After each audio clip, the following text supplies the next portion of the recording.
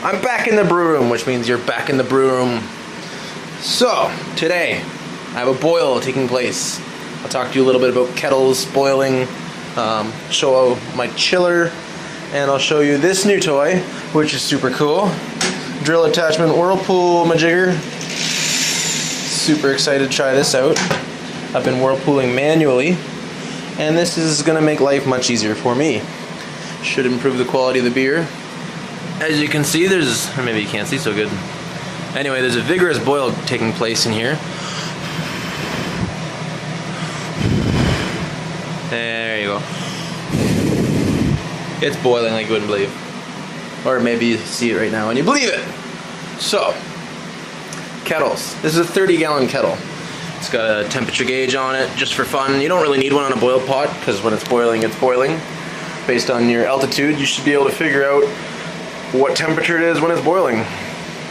Water-based solution. And then you need a valve.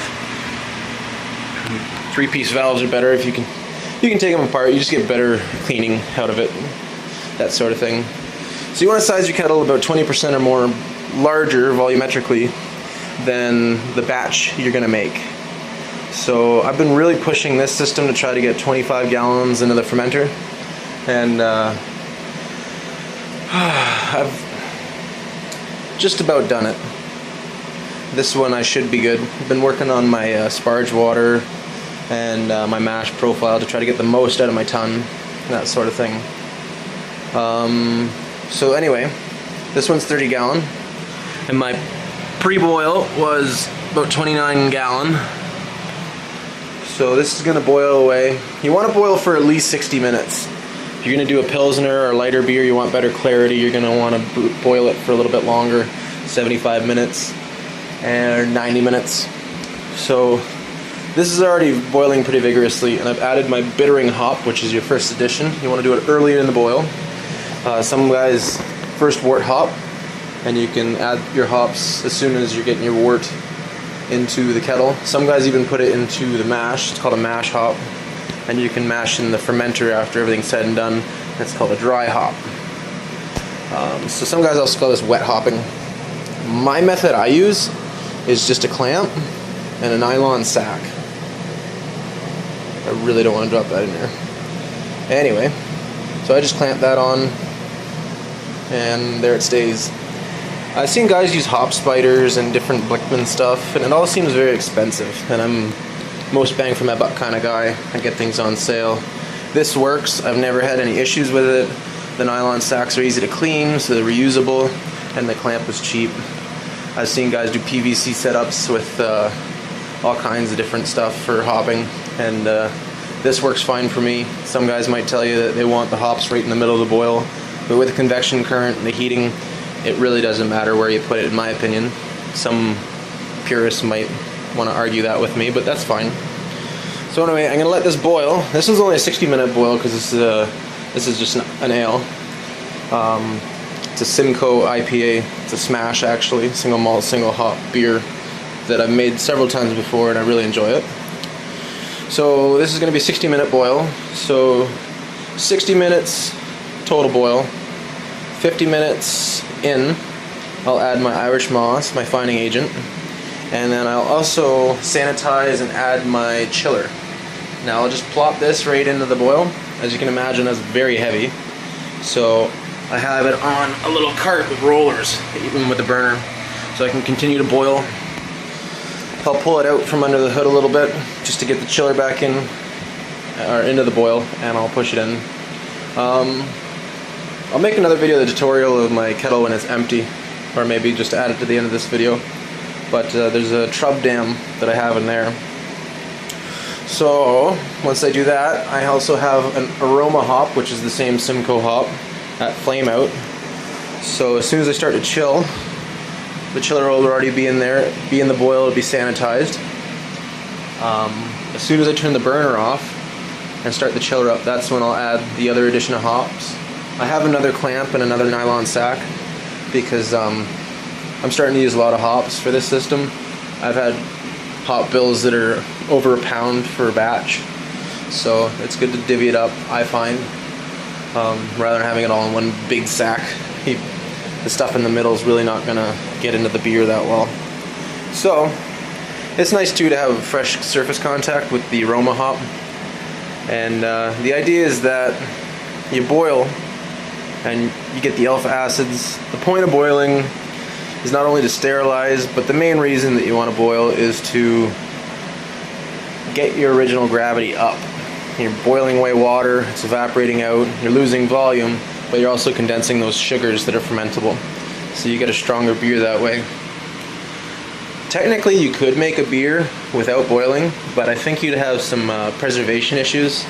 The alpha acids in the hops, in your bittering hops, act as a natural preservative and helps keep your beer stay fresh and give it some sort of shelf life. If you're like me, you don't filter, you don't really do anything to the beer other than let it settle out, and then well, you're gonna have a hard time keeping your beer on the shelf. So it's a good idea to boil, add a bittering hop early in the boil so you get the most out of those alpha acids. Oh, the other quick thing I wanted to show you is, oh, I got stuff on it. I got some lager space now. So this is just a chest freezer. It's not like a new one or anything, I got it used. But these things aren't typically known for lasting a long time with this kind of setup. So I got my temperature controller here. And it'll tell me what temperature it thinks it is, which is a lie. It's a liar. Anyway, you open this up, you can see a little bit of frost on the edges. I have it set to 2 degrees Celsius. And if you look at this thermometer down here, it's right around 0, so I might turn it up a little bit. This is my first day with it. So, whenever you're using, well, I'll get into this in another video, but I just want to show you that. Do another video on lagering and chilling, cold fermentation, all that good stuff. So for now, I'll leave it at this. I'll come right back and we'll discuss chilling, aroma hops, and whirlpooling in another video, or maybe in this little video, later in this video. I'm not sure. Anyway, cheers. So, we're in the brew room, and the power went out. So I got no hood, but we still got gas, so we're still brewing. Go figure. Yeah, see? I got all the windows in the house open now. Still brewing pretty good, actually. So, when you're considering what to heat your system with, maybe consider gas for special little occasions like this. So we're back in the dark brew room. No electricity, so my hood's not doing much for me. So I've pulled out the boil pot and I've sprayed down the chiller, and I have my Irish moss ready to go. It's in here. So this just goes in, she goes. I'm gonna whirlpool, so hopefully that'll collect all the Irish moss. I have my chiller, so this is gonna be hard to do.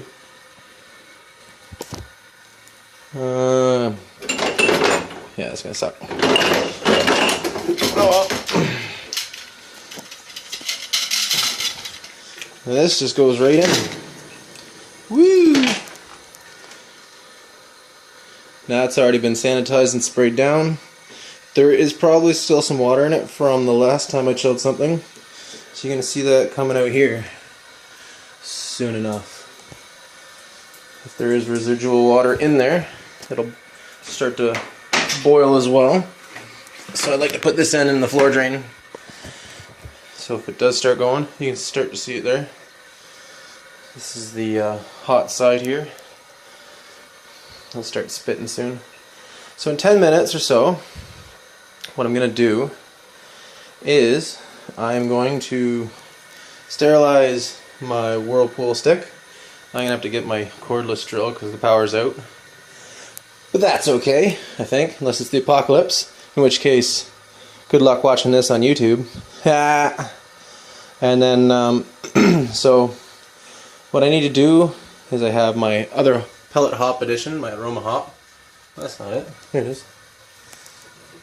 That's already weighed out. It's 2.5 ounces in there. So put that up there, ready to go. And I'll put that in this bag, and I have my other clamp ready to go as well. So, I guess I'll bring you along for that ride, and we can have a great time then. See you in a bit. So it is now time for flame out. So, what I shall do is take my Hop Edition here, and I gotta put it in that bag. So, I'm trying to figure out the best way to do this with like no hands, because gotta hold a flashlight and the phone. Let's try this. Ha! Flashlight on the hood. Okay, so cup goes inside the bag. Try to do this one-handed, and the hot pellets fall into the boil. Huzzah! Okay, so now I like to stir that up a little bit. Oh yeah, look at that hoppy goodness. Get right into the beer. Oh. So, I'm going to do that. And try not to drop my phone into the beer. That'd be useful. Don't drop the camera. So now, we do exactly as prescribed, and maybe you can see this. Turn the burner off.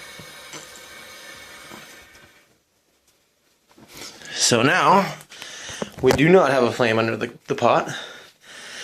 And I have, you can really see the liquid coming out of the chiller now. What I like to do, this is already sterilized, and I have my cordless drill on it, which I conveniently charged last night. Thank you, Rob. Past Rob. Oh, you're welcome, future Rob. So what I want to do is this pipe, vinyl tube, one goes into the drain. Sometimes I use it for washing. For the video tutorial, I will not have hands-free to wash. One goes around and up here. So I set my faucet so that it's cold water only, and I got selector,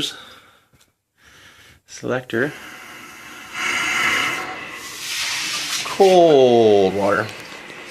Now that instantaneously starts spitting out steam and water, and the drain starts getting real hot.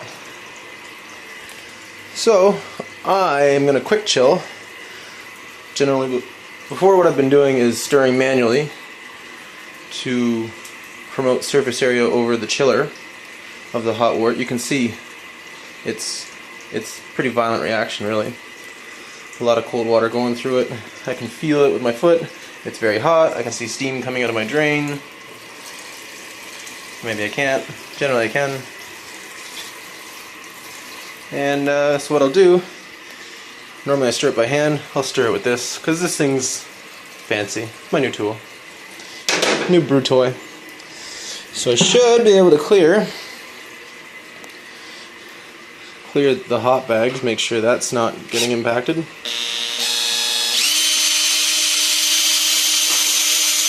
that's right down in the middle of the chiller, so you can see the turbulence happening.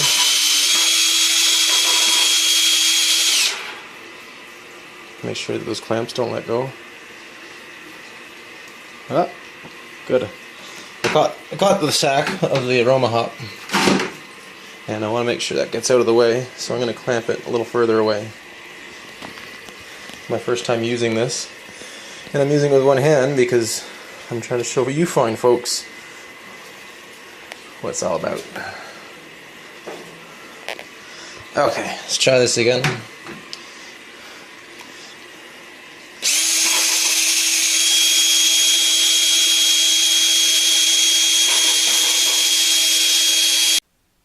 So I ran out of memory on my phone, so the video just kind of ends there, and I didn't have much else to do as far as finishing up that beer, just whirlpooling. But I'll show you that in another video. Cheers, guys.